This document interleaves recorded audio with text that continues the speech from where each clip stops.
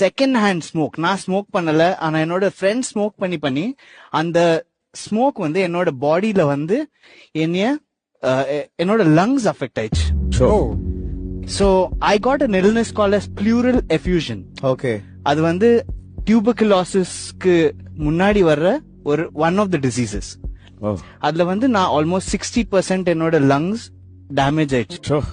Every day of my life எனக்கு தெரியாது whether I'm going to see the next day.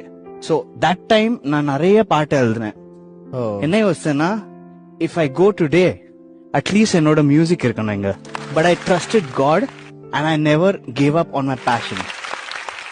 December is a magical month for me.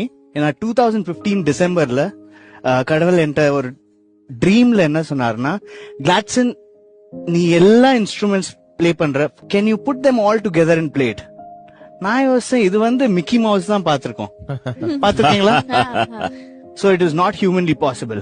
Second thing, என்னோட doctors என்ன சொன்னாங்கன்னா, with 40% of lungs நான் வந்து college கூட போக முடியாது. I can never live a normal life. நான் என்ன யோசிக்கிறேன்னா, if there is a problem in our life, God will have a purpose to show that He is God. So அது வச்சு God gave me the power to carry more than 14 musical instruments.